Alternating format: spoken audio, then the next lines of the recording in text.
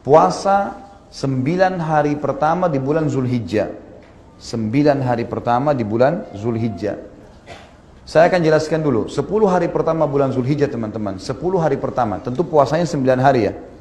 Saya katakan 10 hari pertama, tanggal 10-nya itu adalah hari raya Idul Adha.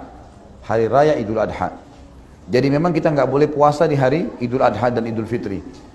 10 hari pertama Zulhijjah adalah hari-hari yang paling mulia sepanjang tahun. Sesuai dengan hadis Bukhari, di mana Nabi SAW mengatakan, "Ma min ayyamin al-amalu salihu fihi ahabbu ilallah min hadil ayyam yakni asyar." Kurang lebih terjemahannya, tidak ada hari-hari sepanjang tahun di mana semua jenis ibadah, sunnah yang paling kecil, seperti mengucapkan subhanallah 1 kali, baca 1 ayat, sedekah dengan 1.000 rupiah misalnya. Tidak ada hari-hari sepanjang tahun di mana semua jenis amal soleh, dari yang sunnah paling kecil sampai yang wajib, lebih Allah cintai, maksudnya lebih besar pahalanya dibandingkan amal soleh sekecil apapun sunnah, apalagi kalau sampai wajib yang dikerjakan di 10 awal bulan Zulhijjah. Di 10 awal bulan Zulhijjah. Maka para sahabat bertanya, "Ya Rasulullah, walal jihadu fi sabilillah?"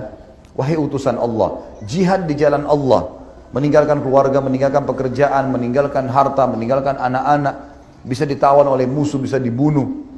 Itu juga belum bisa mengalahkan makna hadisnya. Amal sunnah sekecil apapun yang dikerjakan di 10 awal bulan Zulhijjah.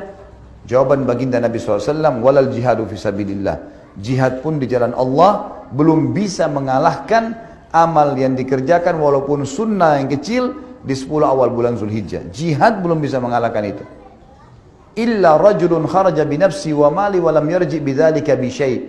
Kecuali seorang laki-laki yang keluar berperang membawa jiwanya dan seluruh hartanya. Dia punya 10 miliar, semua dibawa ke medan perang, beliin senjata, beliin segala macam, habis semuanya. Kata Nabi SAW, dan dia tidak membawa pulang keduanya.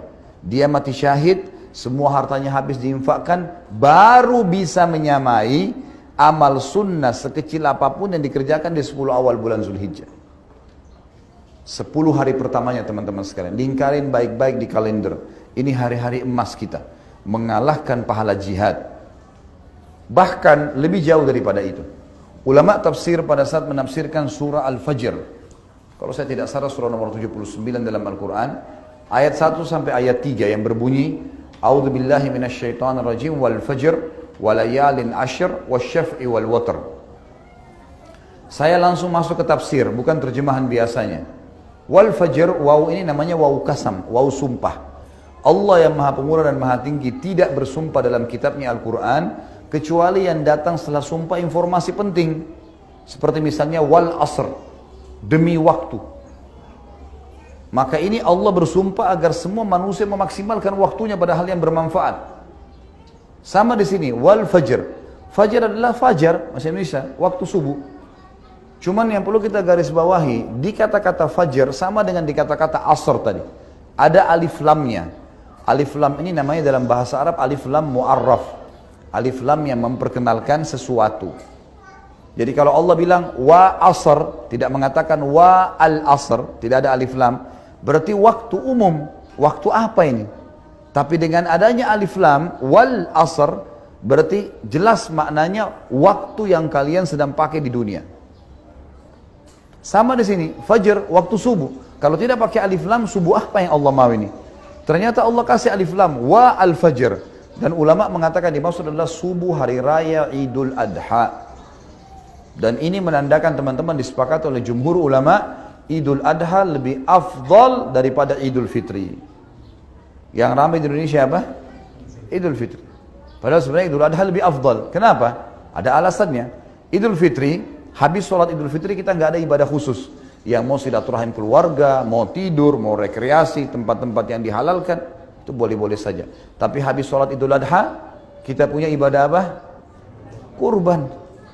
Ibadah langsung. Fasholli li rabbika wanhar. Sholat kalian Idul Adha itu lalu nyembelih setelahnya langsung. Makanya ulama mengatakan dari ayat tadi yang saya baca ini, fasholli li rabbika wanhar, dikatakan paling afdal setelah Idul Adha langsung sembelih. Itu paling besar pahalanya. Walaupun kita punya kesempatan 4 hari. Hari Idul Adha dan hari Tasyrik. 11, 12, 13 dari bulan-bulan Hijriyah dari bulan Zulhijjah itu. Baik teman-teman sekalian, Allah mengatakan setelahnya walayalin asyr. Waw ini dalam bahasa Arab namanya waw ataf. Ataf itu fungsinya dalam retorika bahasa, dalam grammar bahasa Arab, dia menyambung hukum paragraf sebelumnya. Jadi sumpah Allah di ayat pertama tadi, demi waktu subuh Idul Adha, kejar jangan sampai ketinggalan sholatnya dan kurbannya ya, gitu loh. Dan kata Allah, layalin asyr, kejar juga. Layal jamak daripada laylah, malam-malam. Asyr 10, maksudnya kejar juga 10 malam berturut-turut sebelum Idul Adha itu.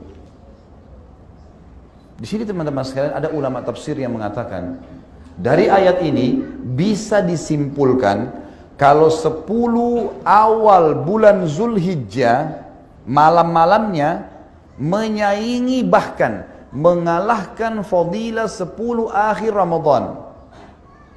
Kok bisa? 10 akhir Ramadan fadilahnya besar. Ada Lailatul Qadar lebih baik daripada 1000 bulan. Apa jabaran para ulama? Kalau di 10 terakhir Ramadan kita disuruh kejar Lailatul Qadar yang lebih baik daripada 1000 bulan, hanya 1 malam dan di malam-malam ganjil saja. Di sini di 10 awal bulan Zulhijjah Allah suruh mengejar setiap malamnya. Walayalin asyr, kejar setiap malamnya itu sebelum subuh itu ada dengan sholat malam. Dan di sana lebih baik daripada 1000 bulan, di sini lebih baik daripada jihad. Sudah kita sebutkan tadi hadis Bukhari. Ini besar sekali fadilahnya. Kemudian dikatakan wasyaf'i wal watr, dan hari ke-8 juga hari ke-9-nya.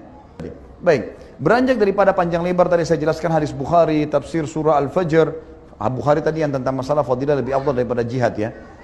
Surah Al-Fajr, kemudian masuk masalah kasus adanya ibadah haji. Ulama mengatakan 10 hari pertama Zulhijjah adalah hari emas muslimin.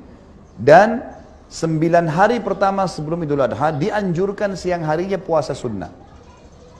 9 hari, karena fadilahnya lebih besar daripada jihad. Dan memang tidak ada penyebutan lafaz khusus masalah puasa, tapi hadis Bukhari tadi umum. Tidak ada hari-hari sepanjang tahun di mana semua jenis ibadah. Kalimat semua jenis ibadah masuk yang sunnah. Apapun itu termasuk puasa sunnah di sini. Kata sebagian ulama gitu kan.